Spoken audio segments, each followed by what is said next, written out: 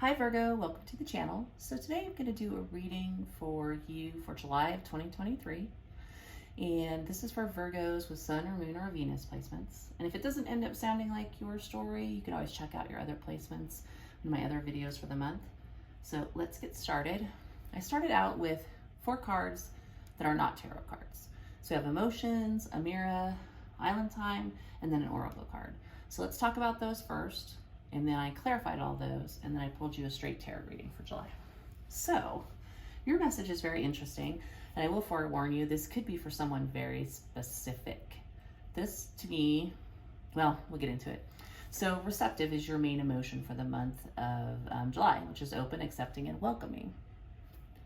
So you are definitely open to probably new relationships. The roses in the background make me think of love and relationships.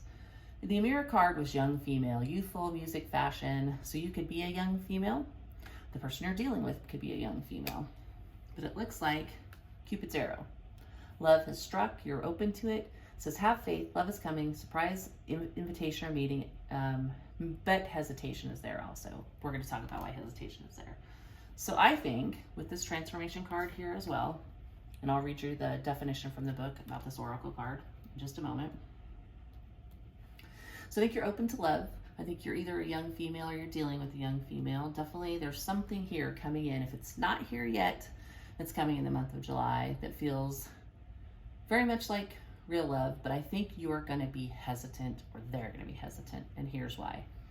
So I clarified receptive, and the devil came out. So I was like, okay, that's weird. Clarified that, and the hermit came out, and the hermit was clarified by the 3 of Swords. So I think either you or the person that you're dealing with in July or will meet in July has been lonely for a while. This is Virgo's card, so I think it's you. Has been alone for a while, possibly brokenhearted by a past situation. Could have been with somebody who is very toxic, but I think you're open to new things. I think you're worried or hesitant you might run into somebody who is toxic like the last person. But I also think when this new person comes in, it's going to feel a little scary to you because this person appears to be an emperor. That is somebody who's kind of very large and in charge. This person runs a kingdom, could be older than you, or you could be older than them if the situation is reversed. The Emperor is clarified by the Ace of Wands. Obviously a card of passion, like a lot of people see this as a phallic symbol. So you could be concerned and hesitant because this Emperor comes in with an Ace of Wands. They're very passionate. So as I looked at all of your reading, in this era of like, should I or shouldn't I kind of feeling, is this person toxic like my last person? I was like, does this person just want sex? And the 6 of Swords, clarified by the 4 of Wands, came out. So I think you're going to be concerned that your new person is just interested in sex because they could be older than you or you could be older than them. But really they are interested in a real relationship. The 4 of Wands is marriage, having a home together. It's definitely something committed that you build together. So I wanted to get further clarity and also see what the whole story was. That Cupid's arrow was clarified by the Chariot, which is bold, direct, aggressive movement, and the Fool is taking a chance. So I was like, okay, Cupid's arrow clarified by the Chariot. Seems like somebody's gonna rush in with a lot of passion, being very direct, being very bold. I was like, is this something that Virgo should not engage in? And the Fool came out. So I think it was saying, take a chance, take a risk. This is potentially not your past person. The other reason I think that is when I clarified transformation, the 10 of Pentacles, the Wheel of Fortune is actually what came out. So the Wheel of Fortune is being on top of the wheel. It's good things. It's good luck. It's, you know, divine timing. This is the thing for you kind of thing. Temperance came out, which is an energy of sort of like union. It's another card for the 2 of Cups. It is a happy union. It is temperance. It is harmony, basically. So let's read transformation. 26, transformation.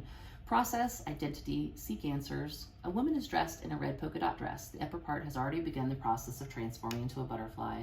With her hand, she touches her chest. Is the butterfly a part of her body? Is it a symbol of her soul? Is the woman transforming into a new life? This card leaves us with more questions than answers. Maybe you'll find answers by thinking about how you would respond to these questions. Am I the person I would like to be? What can I do right now to transform some small part of myself? And the fact that transformation is clarified by the Wheel of Fortune and Temperance, you're absolutely transforming, or will be transforming in July, or at least starting that transformation into something that is right for you, meant for you, and should bring you abundance and harmony. So hopefully it's this. If not, think about it this way. This is your transformation, not someone else's. This is all about you right here. So regardless of what happens romantically, you are meant to transform. And you're meant to start that in July. So let's talk about the traditional tarot. We talked about the clarifiers for these. So I pulled a regular tarot spread, 6 cards, and then clarified a few things. So you had the Hangman come out first. Again, this feels like an energy of you've been holding back. Maybe you've been alone for a while. You've been separated from somebody potentially, or you had a breakup, or the person you're dealing with has. Keep that in mind. So somebody's been alone, somebody's been hanging back from something. They've been hanging back from getting a new start, an Ace of Pentacles, solid start, new beginning, or offering a new beginning, because there's an air of, we had 2 cards of deception come out back to back. The Moon and the Seven of Swords. Both cards that represent deception. This is all is not what it seems. This is being sneaky. This is theft. This is, could be avoidance, but definitely cards of deception. And so it feels like someone hanging back because of they think somebody's in devil energy and they don't want to pursue something. So if you're a young female dealing with an older man, or vice versa, or what have you, you may see this Emperor as only wanting one thing. Ace of Wands did clarify the Emperor, and they do. They are passionate about you, I'm sure. There's no doubt about it. The Knight of Wands is here. The Ace of Wands is here. So the person that you're dealing with, or you, are passionate about this other person. And so I was like, well, is this person deceptive? Can we clarify the Moon and the Seven of Swords? And the King of Swords came out. And I do not think of the King of Swords as a deceptive person. I actually think of the King of Swords as being pretty honest and forthright, in the upright in particular. So I would speak with some caution, though. His sword is down, which usually means like sword is up, is either ready for battle or ready to communicate. So it could just be that this person hasn't been communicating very clearly, and that has you concerned, potentially, or vice versa. So what's interesting is then after the Knight of Wands comes out, the Strength was here, I should mention, clarifying the Moon. It's like, this is why I'm holding back. I think this person is deceptive. I don't have a clear picture of who they are. I think they might be my last person. Man, I cannot talk today. This person may very well have a throat chakra issue. That's why they're not communicating as clearly as they could be. But so Moon clarified by Strength means this person is giving me a feeling of I don't know everything, or they're being sneaky. I'm gonna stand in my power. I think they might be a snake. I always forget she's got a very potent looking red snake there, which reminds me of this Devil card. So this person does not come out as somebody who's deceptive. King of Swords is usually not deceptive. They do come out as passionate. So I think they definitely are very interested, thus the Cupid's arrow and the Chariot, or you are in them. But here's where it gets interesting. So the Empress comes out. So this can mean a couple of things. Either this Emperor is passionate about you, Ace of Wands, Knight of Wands, because they see you as their counterpart, their Empress. And I have to bring up the fact that I keep getting the feeling that this is a May-December situation possibly for some of you.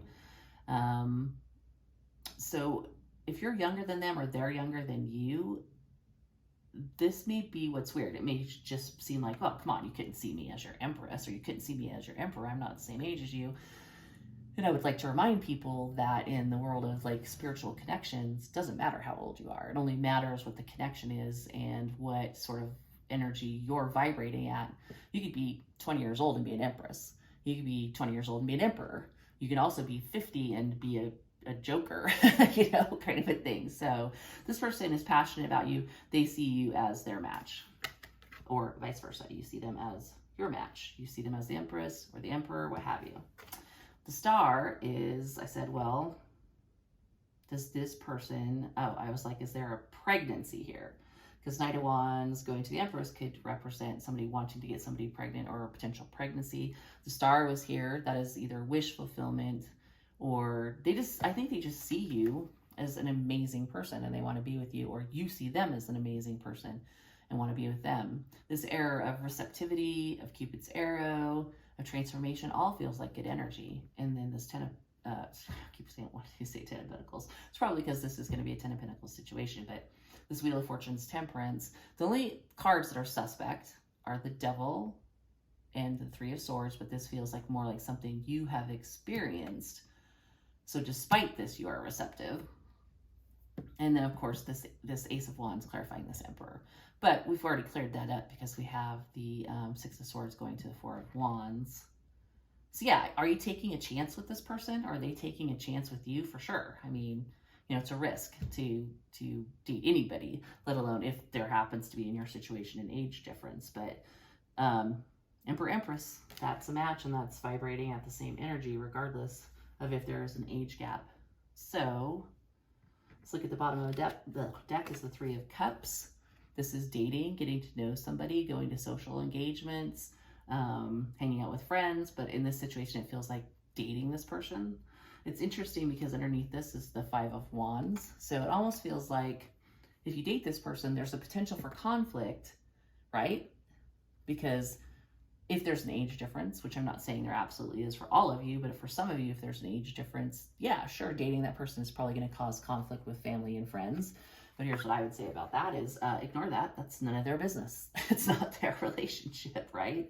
So unless they are literally concerned that you're going to be taken advantage of, which again, I get it, they're your family or friends, but if you are a intelligent, thoughtful adult, you should be able to tell if somebody's going to take advantage of you or not. So I would go back to word of caution because we have a Devil and an Ace of Wands here. We do have a Knight of Wands, but it doesn't necessarily feel like this person is deceptive. In some situations, they may be. For a handful of Virgos, they could definitely be deceptive. You should use caution. You should not just jump in because it could be indicating it's a risk for some of you to rush into this.